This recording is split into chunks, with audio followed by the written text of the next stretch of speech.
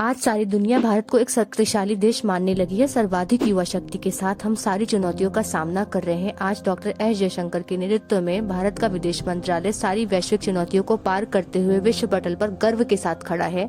भारत को वर्ष 2023 में पहली बार 2 ऑस्कर अवार्ड्स मिले हैं। रशिया व यूक्रेन के युद्ध को आज 1 साल हो रहा है। इसके बीच भारत ने खुद को बिना किसी एक पाले में ले जाए अड़ी स्थिति स्पष्ट की है। जरूरत के वक्त भारत अपने सारे पड़ोसियों की सहायता कर रहा है। दोस्त ही नहीं दुश्मनों की भी सहायता की है। पर फिर भी भारत का भरना चाहने वाली ये देश, जिसमें कुछ दुश्मन है और कुछ दोस्त की शक्ल में सांप, जो कभी अपनी संसद में भारत के खिलाफ कानून पास करने की मांग करते हैं तो कभी अपनी सॉफ्ट पावर का इस्तेमाल करके भारत के खिलाफ प्रोपेगेंडा चलाते हैं। अब ताजा उदाहरण टर्की का है। टर्की भूकंप से ग्रस्त था। भारत ने ऑपरेशन दोस्त के तहत टर्की को समय रहते मानवीय सहायता प्रदान की और इसके बदले में टर्की ने हमें क्या दिया? भारत के एक प्रत्येक नागरिक ने खुले दिल से टर्की को सहायता दी और टर्की ने यूएन में जाके पाकिस्तान के समर्थन में कश्मीर को पाकिस्तान। जिस शीघ्रता के साथ भारत ने तुर्की की मदद की है, उतनी शीघ्रता से भारत अपने आंतरिक मामलों में, चाहे बाढ़ हो, सूखा हो, भूकंप हो, सहायता नहीं प्रदान कर पाता है। और इसके बदले में टर्की ने हमें क्या दिया है? टर्की ने हमें धोखा दिया है। पर पाकिस्तान के साथी दोस्त से एहसान फरामोशी के अलावा और उम्मीद भी क्या की जा सकती है? अब बात अंतर्राष्ट्रीय मीडिया की करते हैं, जैसे बीबीसी, द वॉशिंगटन पोस्ट, जो भारत के खिलाफ लगातार नेगेटिव खबरें ही फैलाते हैं। अपनी बात शुरू करने से पहले ये कहना जरूरी है कि सारे वेस्टर्न मीडिया इंडिया के खिलाफ केवल नेगेटिव रिस्पॉन्स ही नहीं दे रहे हैं और एक लोकतांत्रिक देश में स्वतंत्र पत्रकारिता का महत्वपूर्ण योगदान है। और लोकतंत्र में मीडिया एक प्रहरी की तरह है जो सरकार को सक्रिय रखता है और सक्रिय व तटस्थ मीडिया के बिना लोकतंत्र की कल्पना भी अधूरी है। रही बात मीडिया द्वारा की जाने वाली आलोचनाओं की, तो पत्र पत्रिकाओं द्वारा की जाने वाली गंभीर व अच्छी आलोचना संपूर्ण देश की सैद्धांतिक और वैचारिक का निर्माण करने में सहायता प्रदान करती है। पर इनकी भी कुछ जिम्मेदारियां और प्रतिबद्धताएं भी होनी चाहिए। इनके द्वारा चलाई जा रही खबरें अविवेकपूर्ण या पक्षपातपूर्ण बिल्कुल नहीं होनी चाहिए। पर भारत का दुर्भाग्य है कि भारत के केस में अंतर्राष्ट्रीय मीडिया का रुख ऐसा नहीं है। हाल ही में ब्रिटिश चैनल बीबीसी द्वारा मोदीज क्वेश्चन नाम की एक डॉक्यूमेंट्री यूके में प्रसारित की गई, जिसे इंडिया में बैन कर दिया गया था। इस डॉक्यूमेंट्री की बात करें तो यह डॉक्यूमेंट्री 2002 में गुजरात में हुए सांप्रदायिक दंगों में उस समय के गुजरात के चीफ मिनिस्टर रहे नरेंद्र मोदी को इसका जिम्मेदार ठहराती है और उनके द्वारा उस समय लिए गए फैसलों पर सवाल उठाती है। पर सवाल यह है कि 1 दशक बाद जब सुप्रीम कोर्ट ने भी मोदी के खिलाफ लगे आरोपों को खारिज कर दिया है और कहा है कि कुछ अपराधियों की विफलता को अल्पसंख्यक समुदाय के खिलाफ राज्य प्रायोजित अपराध के रूप में नहीं माना जा सकता है, तब ब्रिटिश चैनल इसे क्यों रिलीज करता है? वैसे बीबीसी की इस प्रोपेगेंडा डॉक्यूमेंट्री की टाइमिंग पर भी क्वेश्चंस हैं।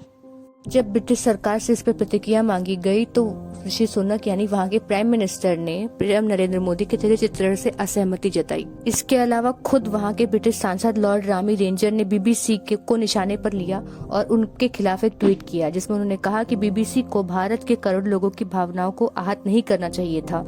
लोकतांत्रिक रूप से निर्वाचित भारत के पीएम, पुलिस और भारतीय न्यायपालिका की बेइज्जती करता है ये डॉक्यूमेंट्री।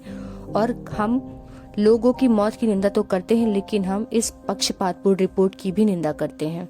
बीबीसी अपनी सफाई में कहता है कि उसने भारत सरकार को जवाब देने की पेशकश की थी, पर उन्होंने मना कर दिया। पर बीबीसी शायद जानबूझकर ये नहीं मान रहा है कि सवाल सरकार का नहीं है, भारत की स्वतंत्र न्यायपालिका पर भी उठाया जा रहा है। बीबीसी खुद को कितना भी स्वतंत्र चैनल कह ले, पर इसकी पोल खोलता हुआ भी हाल ही का ताजा उदाहरण है। हाल ही में इंग्लैंड के पूर्व फुटबॉल कैप्टन गैरी लिंकर, जिनका एक शो बीबीसी पे आता था, बीबीसी ने उसे ऑफ एयर कर दिया क्योंकि उन्होंने ब्रिटेन की सरकार की माइग्रेशन पॉलिसी के खिलाफ ट्वीट कर दिया था।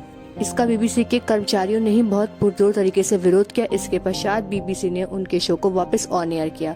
पर यहाँ बीबीसी की हिपोक्रेसी और उसकी पक्षपातपूर्ण और सरकार के दबाव में की जाने वाली क्रियाकलापों का इससे पहले ब्रिटेन की ही एक पत्रिका द इकोनॉमिस्ट ने एक लेख छापा, जिसकी हेडलाइन थी why Brahmins lead western firm but rarely in India once. इसमें मुख्यतः भारत के बाहर रह रहे ब्राह्मणों की दशा को अच्छा बताया गया है और उन्हें सफल बताया गया है, और उसकी तुलना में भारत में उनकी दशा को खराब बताया गया है। जिसका उदाहरण भारत के बाहर रह रहे भारतीय ब्राह्मण, जो कि विभिन्न विदेशी कंपनियों में सीईओ वगैरह हैं, उनका उदाहरण लेकर यह लेख छापा गया।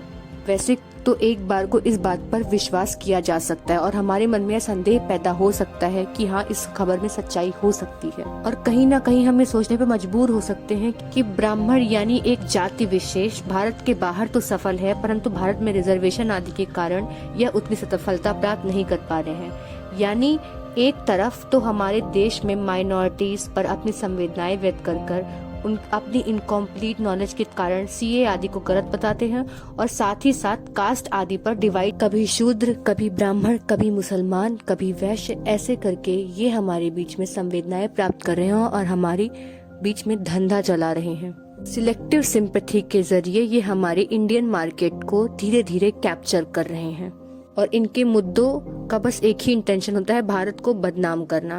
कोविड के समय फेमस टाइम मैगजीन का आर्टिकल इंडिया इन क्राइसिस और उसके साथ भयावह तस्वीर वाला फ्रंट पेज पर छापा गया भारत का एक दृश्य जो कभी नहीं भूला जा सकता है। भारत की वह भयावह तस्वीर तो उन्होंने दिखाई, परंतु भारत ने उस पर किस तरह से मैनेजमेंट किया और कितने अच्छे तरीके से उस पर काबू पाया, इसके बारे में कोई खास ध्यान नहीं दिया गया या उनकी इंटेंशंस को दर्शाता है। अमेरिका, ब्रिटेन व अन्य देशों में भी हालात बिगड़े, पर फ्रंट पेज पर कभी भी शमशान की तस्वीरें नहीं छापी गई। भारत की वैक्सीन प्रणाली, भारत की रिकवरी, अनाज दान करना, इन सब विषयों पर इंटरनेशनल मीडिया का कोई खास आर्टिकल नहीं छपते देखा गया। न्यूयॉर्क पोस्ट और द वॉशिंगटन टाइम्स आदि मोदी के खिलाफ और कश्मीर के खिलाफ आए दिन कोई न कोई आर्टिकल छापते रहते हैं और भारत को खलनायक बताते रहते हैं।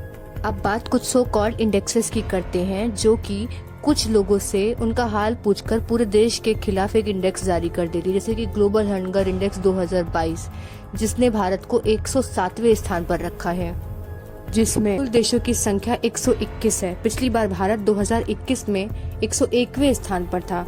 आश्चर्य की बात यह है कि इंडेक्स में दिवालिया हुआ श्रीलंका, जिसकी मदद भारत ने की है, उसे कर्ज दिया है, अनाज दिया है, वो 64वें स्थान पर है।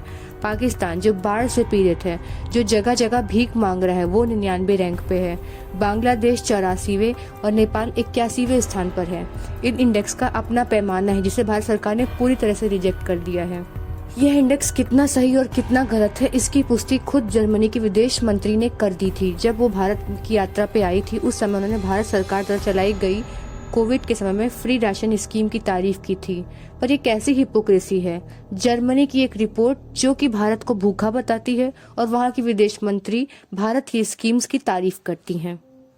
यूएस बेस्ड एक संस्था यानी USCIRF ने भारत को कंट्री ऑफ पर्टिकुलर कंसर्न में रखा था। ये रिपोर्ट अमेरिका की सरकार को पेश की जाती है, जिसके तहत अमेरिकी सरकार उन देशों पर एक्शन जहां पर माइनॉरिटीज आदि को लेकर विशेष चिंता हो। इसकी भी दो कैटेगरीज है, पहली जहां केवल नजर रखी जानी हो यानी स्पेशल वॉच लिस्ट, और दूसरी जहां पर विशेष चिंता की जाए यानी इस कंट्री ऑफ पर्टिकुलर कंसर्न, और भारत को कंट्री ऑफ पर्टिकुलर कंसर्न में रखा गया। इस लिस्ट में हमारा साथ देने के लिए अफगानिस्तान है, जहां तालिबान का शासन चल रहा है, नॉर्थ कोरिया है, जहां के तानाशाह फेमस है, सीरिया है, पाकिस्तान है, जहां माइनॉरिटीज की दशा दिन पर दिन बदतर होती जा रही है, नाइजीरिया है, चाइना है, ईरान है। ऐसे 15 देशों के साथ भारत को भी रखा गया है। इसको गलत साबित करते हुए खुद अमेरिका ने इस लिस्ट से इंडिया को बाहर निकाल दिया, और इसके सवाल पूछे जाने पर अमेरिका के स्टेट प्रेसिडेंट डिपार्टमेंट के प्रवक्ता ने जवाब दिया कि भारत डाइवर्स कंट्री है और इंडिया दुनिया की सबसे बड़ी डेमोक्रेसी है, उसे इस लिस्ट में नहीं रखा जा सकता है। पर यह भी कहना गलत हो कि सारे इंडेक्सेस गलत ही होते हैं। इतनी ओवर पॉपुलेटेड कंट्री में कुछ ना कुछ गलत होना तो जायज है, पर शायद स्थिति उतनी बिगड़ी नहीं है जितना रिप्रेजेंट करता है यहाँ इंटरनेशनल मीडिया या इंडेक्स। इंटरनेशनल मीडिया की किरकिरी याद आती है तो यही याद आता है कि 1998 पोखरण न्यूक्लियर टेस्ट हुआ था। तब इंटरनेशनल मीडिया इंडिया में सड़कों पर घूम रही थी कि कोई एक नागरिक मिल जाए जो इस टेस्ट के विरोध में खड़ा हो, पर पूरा दिन घूमते घूमते उन्हें एक व्यक्ति नहीं मिला जो इसके खिलाफ बोले। आज रशिया यूक्रेन वॉर के समय भी भारत के स्टैंड पर सवाल उठाए जाते हैं और इंडियंस को टटोला जाता है कि वो इसके बारे में क्या सोचते हैं। और शायद वो ये समझ चुके हैं कि हम वही सोचते हैं जो हमारी भारत सरकार रशिया को लेकर सोचती है। पर आप क्या सोचते हैं, कृपया कमेंट सेक्शन में हमें अवश्य बताएं। धन्यवाद।